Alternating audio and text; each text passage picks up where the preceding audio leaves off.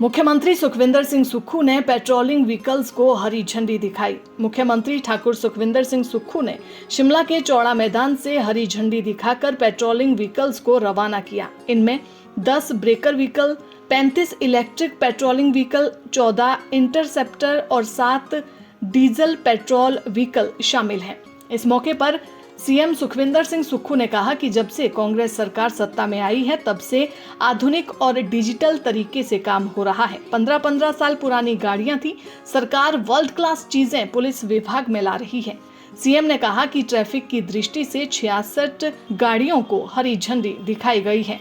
इसके अलावा सीएम ने कहा कि पुलिस विभाग को सरकार आधुनिक तरीके से लैस कर रही है। हिमाचल की पुलिस सबसे स्मार्ट पुलिस होगी। चिट्टे के खिलाफ भी बड़ा अभियान प्रदेश में चलाया गया है। वहीं हिमाचल प्रदेश के मुख्यमंत्री ठाकुर सुखविंदर सिंह सुक्खू ने बिजली महादेव रोपवे को लेकर भी बड़ा बयान दिया। उन्होंने कहा कि जब इसका विरोध हुआ तो प्रधानमंत्री मोदी ने जेपी नड्डा की अध्यक्षता में कमेटी बनाई है।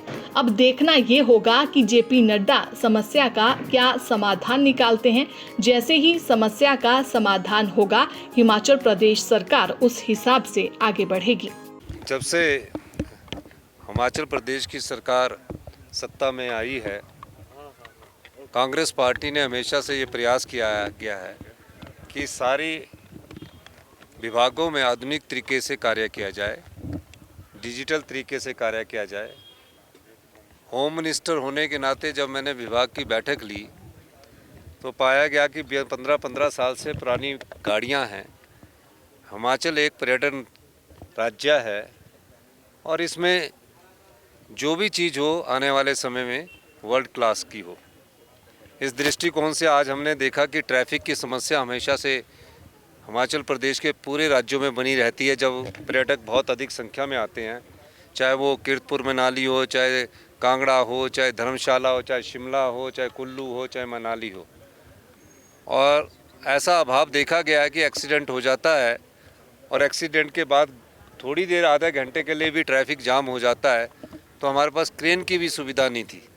सुविधा थी लेकिन बहुत कम क्षेत्रों में ऐसी क्रेन, यहाँ से हमें इनको मंगाना पड़ता था और उसके बाद ट्रैफिक को ठीक करना पड़ता था।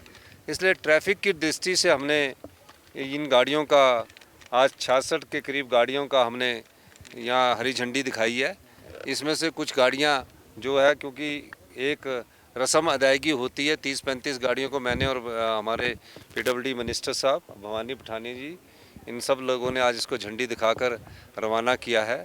हमारा ये मानना है कि पुलिस में आधुनिक चीज़ों का प्रयोग करके हम अच्छे से अच्छे जो कार्रवाई है उसको किया जा सके। और मैं एक और भी कहना चाहूँगा, और ये जैसे ही कोई एक्सीडेंट हो जाता है तो इमरजेंसी के लिए एक रैपिड तरीके से कोई आगे चीज़ को लाना होगा तो ये तुरंत प्रभाव से पहुंचेंगी।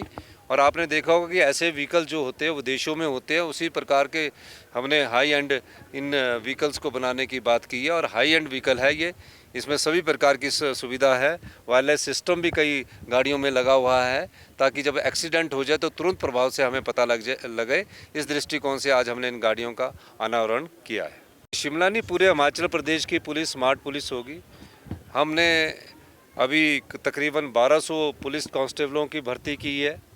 पुलिस में 8 साल से B1 का टेस्ट नहीं हो रहा था, वो हमने 8 साल से B1 का टेस्ट करवाने की बात की है। पुलिस को आधुनिक हथियारों से भी लैस किया जा रहा है। और जो चिट्टा के खिलाफ एक हमारा पुलिस ने जो बहुत अच्छा कार्य किया है, उसके खिलाफ हमने एक अभियान शुरुआत करने की बात की है। हिमाचल पुलिस हिंदुस्तान की सबसे अच्छी पुलिस बनाने की दिशा में आगे बढ़ रही है। ये प्रोजेक्ट केंद्र सरकार का पूर्णतः नहीं है, इसमें हमने रेवेन्यू शेयरिंग 50-50% की है। और ये प्रोजेक्ट अब तो पेड़ कट चुके हैं, पेड़ नहीं कटते तब वो आंदोलन करते तो अच्छा होता। लेकिन भारत की केंद्र सरकार इस पर अपना पैसा खर्च कर रही है और मेरा ये मानना है कि जब ये प्रोजेक्ट स्वीकृत होता है उस समय विरोध करना ज़रूरी होता है। जब काम शुरू हो जाए उसके बाद विरोध कर रहे हैं।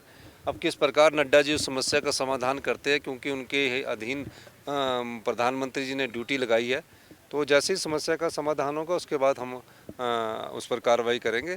और सभी भावनाओं का ख्याल रखकर हम इस पर कार्रवाई करेंगे। मैंने बैठक ली थी, उसमें कुछ जगह आपकी बात सही है कि पैसे का खर्च नहीं हो पाए, लेकिन उसकी स्थिति इस प्रकार से है कि जहाँ पैसे खर्च नहीं हो पाए उसका कारण कई जगह फॉरेस्ट लैंड का भी है। तो सारी चीज़ों का मैं अभी आंकलन कर रहा हूँ और जैसे ही हमें परमिशन मिलती है उसके बाद हम आगे जाएंगे। दैनिक सवेरा के लिए शिमला से गजेंद्र शर्मा की रिपोर्ट।